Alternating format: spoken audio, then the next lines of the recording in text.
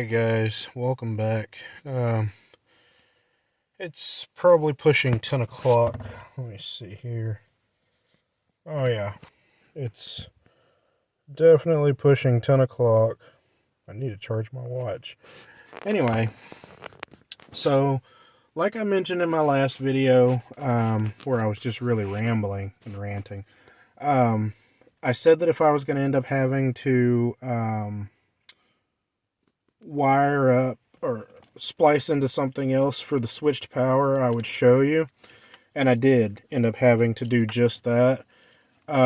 This is for the switched power on the radio harness. I know it's really not the best look. So here's the main harness here. Here's everything wired up. You know, you got your yellow for your constant 12 volts. And then you got your red for your switched 12 volts. Well, apparently this vehicle doesn't have it because it's actually snipped right, darn it, right there where my finger is. It's the red wire. And when you go to the other side of this harness here, there's no wire there. So there isn't a switched 12 volts. So what I ended up doing is on this blue pigtail here, there is a blue with a white tracer. If I can, oh, come on. Right here, so it's right here. Sorry, I'm holding the flashlight with my shoulder. Actually, I got an idea. Boom, there we go. Alright, I just turned on the overhead light. So, what I'm trying to show you guys is this wire right here, this blue with a white tracer on it, on the blue plug-in that goes on the back of the bezel, is what I tie it into. It's switched 12 volts. I also used it for, I have two things tied into this, and I'm trying to remember what. Let's see here. I know I've got my,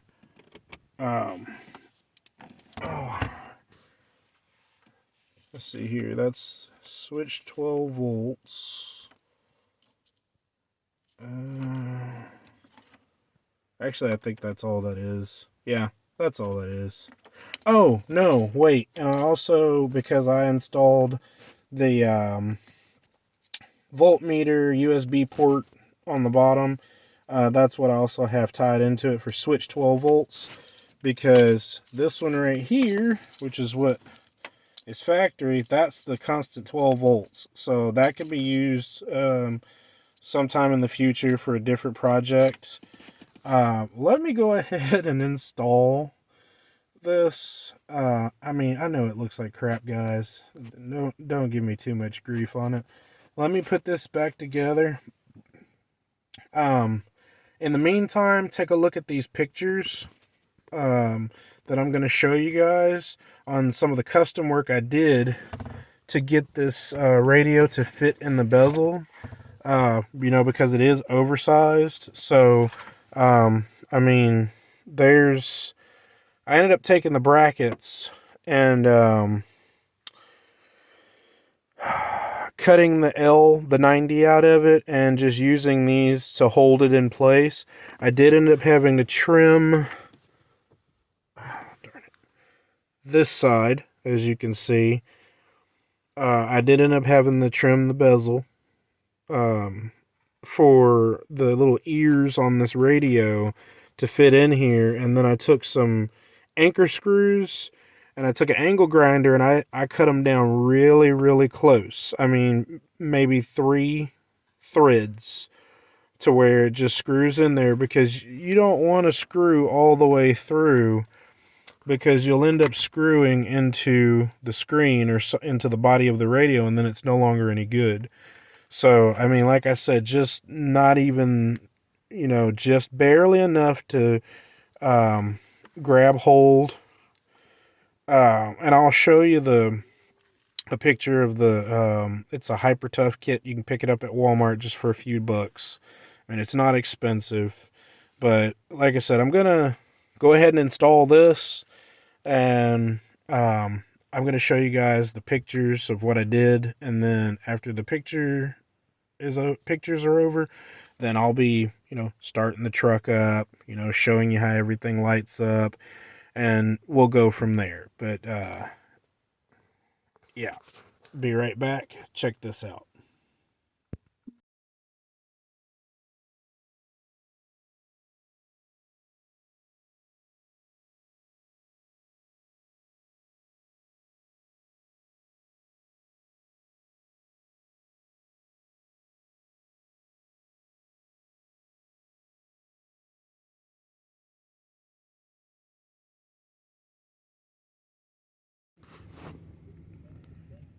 Alright guys, so I've got the car on.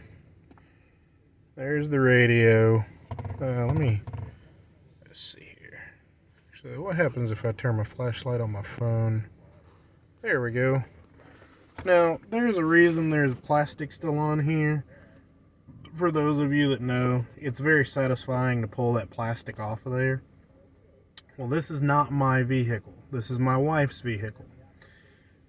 I want my wife to enjoy the satisfying, feel of being able to pull the plastic off of her brand new radio. I don't want to take that away from her.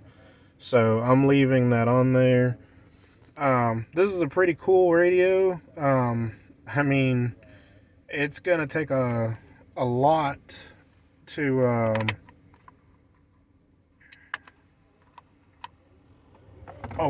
get it to. Sorry, it's a little chilly out, so I'm turning the heat on right now. But I'm not gonna have it on high where you guys can't hear me. But yeah, it's gonna take a while to figure a lot of this out. I'm not with the times, I guess you could say. I'm still trying to figure this new age stuff out. I mean, I'm by no means an old fogey. I'm just an old soul. But yeah, I mean, like I said, it's gonna take some figuring out. I mean, it's got YouTube preloaded onto it. You've got your Bluetooth calling.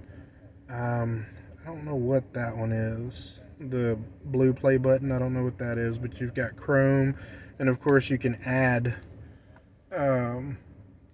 other apps, right off the bat. You've got calendar, picture, theme, calculator, music, D.S.B.D equalizer, recorder, car set.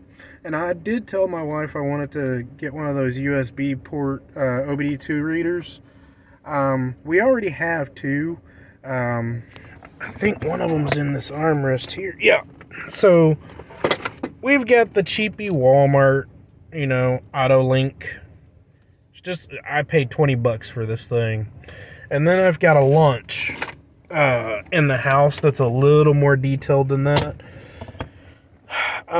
But I know you can get a USB port that stays, or not USB, OBD2 connector that stays, it's dedicated. It stays connected to that little part right there, and you can read,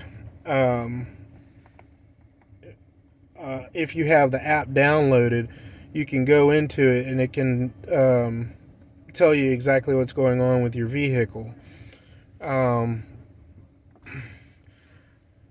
I'm trying to figure out how to set the time. It is definitely not 9 o'clock in the morning, or, oh no, that's PM. I saw 0900, sorry. But yeah, it is definitely not 9:35 or 25 p.m. and it is definitely not Tuesday 8/1/2018 or 8/1/2018. Yeah, so I'm trying to figure out how to I have Wi-Fi here at my home, so if I can connect the Wi-Fi to my radio here, then it would automatically adjust everything, the day, the time. But, when I click on this here, let me turn that flashlight off. That's kind of irritating. Okay. Automatic date and time, use network provided time. That's what I'm trying to do. You got automatic time zone, use network provided time zone, because if you try and set it here, it won't let you do anything. So, even if I close this out, it still won't let me. See, that's why I hate just poking around on things. What did I do? Yeah, see, I'm not in Greenland. So I need to go through and figure out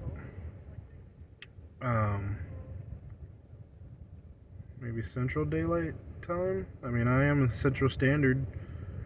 Nope, see, that set it for 7:27 p.m. So I'm going to have to figure out how to get this thing to work. But what's really cool is if you look, where is it? I think it's Bluetooth. Okay, so something just self-adjusted. That's cool. 11:18 Saturday. I'm wondering if it's because I hit this Bluetooth button. That's when it happened. But yeah, I like the fact that if I go to the home, and I can't remember how I did it. Like I said, I'm still trying to figure this out. But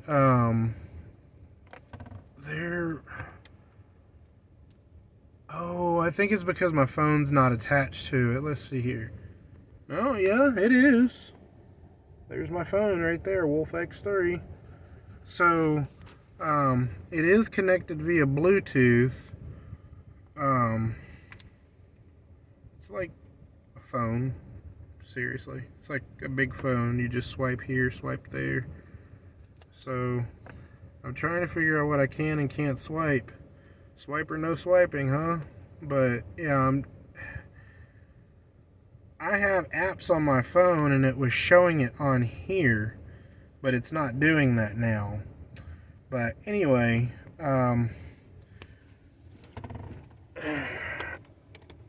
there we go. That actually is a better visual of how this looks. And excuse the junk. I mean, this was a complete custom job. So, I mean, I've got my soldering iron out here, my pry tools, my bracelet I just took off, I make bracelets. It's just a little simple bracelet. But anyway, there are a couple of more harnesses in this box here that I didn't use yet, like the backup cam and amplifiers and stuff. This vehicle doesn't have any of that, so it's really not necessary to hook all of that up right now. But I'm going to have a lot of fun tomorrow cleaning this car out, because I know my wife's going to want to enjoy taking her car to work. She drove my truck to work today, but I know she's going to want to drive her own vehicle to work with her brand new radio in it. And like I said, I'm going to let her enjoy pulling that plastic off. And what's cool is, if I did this right, okay, so as you can see, the lights on the side went off when I turned this off, the illumination. I did hook up the illuminating wire on this radio, so yes, it is. See how that on the side went off? And it went off with this, and when I turn that on, this comes back on. So I did do that right. I was kind of having a head scratching moment when I was trying to hook all this up. Like I said, I've got 30 years of automotive repair experience, not just repair, but custom work too. I first started messing with cars when I was 9. I'm 39 now. I just turned 39 last month, to be exact. But anyway,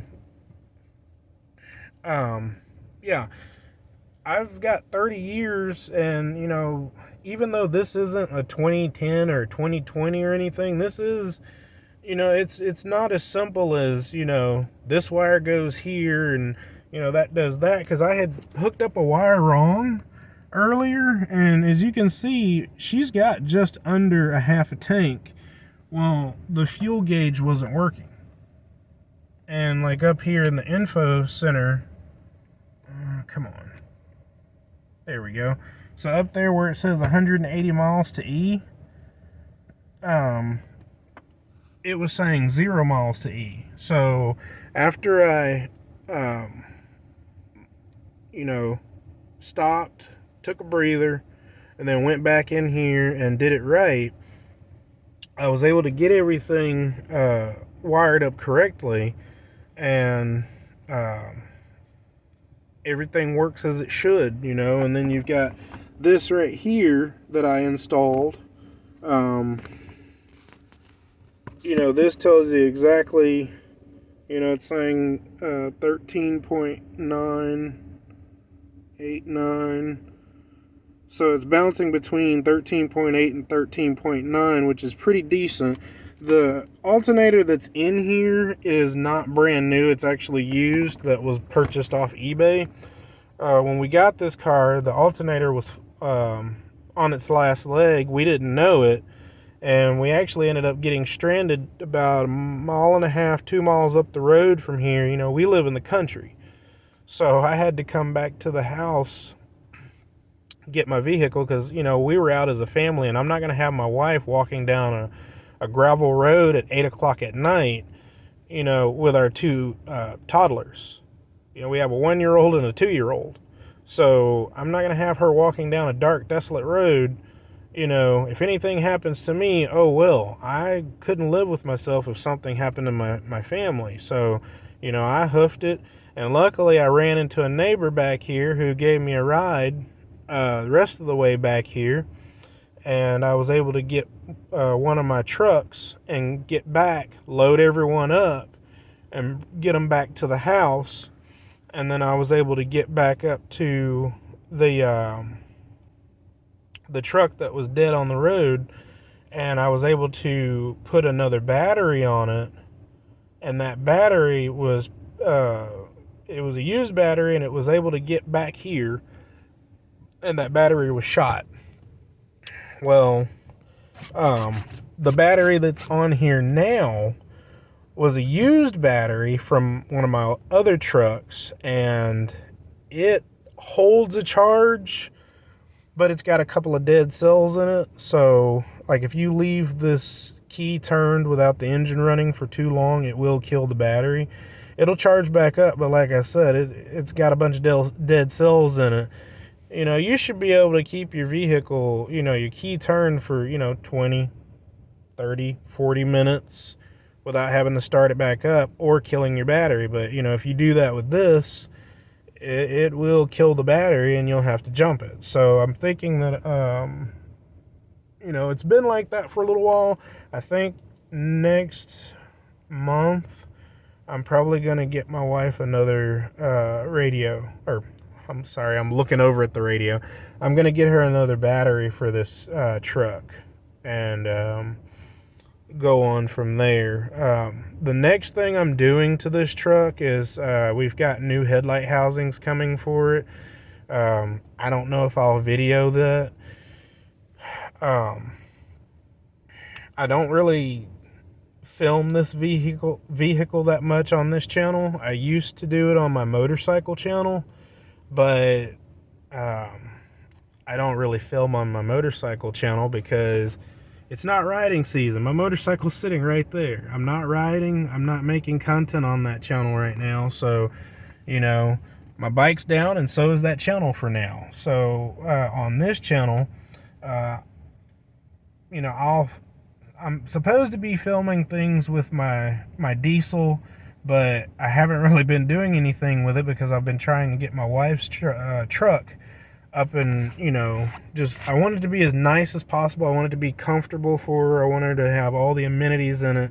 And, this is a huge upgrade for her, and I know she's going to love it. Let me turn this light off. But, I'm always trying to do something, because she's done so much for me, and she's given me two of the greatest gifts anyone could ever ask for, which is, my son and my daughter. She could go out and, bring me back $1 million, you know, realistically, yes, it could help. You know, I'm not stupid, but I'm not really big on money. I don't really care about money as long as the bills are paid and there's food in the fridge and, you know, the kids are fed and they've got, you know, shoes on their feet and clothes on their back. That's all I care about. I don't care about having an exuberant amount of money. That's the least of my concern. But the fact that she gave me kids, that is the greatest gift I could ever receive. That's just me. But, you know, as a way of saying thank you, I like, you know, upgrading her vehicle and making it look nicer. And, well, I didn't know I was going to be ranting for another 15 minutes. But, yeah, you know, I enjoy doing work like this. It can be complicated. It can become a headache. But if you just take your time, you know, anything's possible. But I'm hoping that this video, even though I jaw-jacked throughout pretty much the whole thing, I'm really hoping that this video will help someone that is doing something, you know, work similar to this on a similar vehicle. Maybe it doesn't have to be a Ford. It could just be one of these newer vehicles where it's not that easy, especially with these Android radios that are not made in the traditional sense of an actual head unit that's made to go down in there. I mean, most of these Android radios are like an eighth of this depth, so it doesn't really even go down into that area. And most people do attach it to their radio bezel rather than attach it to their you know, to the actual inside where it goes. But, you know, I'm gonna go ahead and shut this vehicle off. But yeah, as you can see, I thought I had that on auto. There we go. But I'm hoping that doesn't stay on. That wouldn't be good if it does. But anyway, yep. Thanks for watching, and more updates to come. Later, Gators.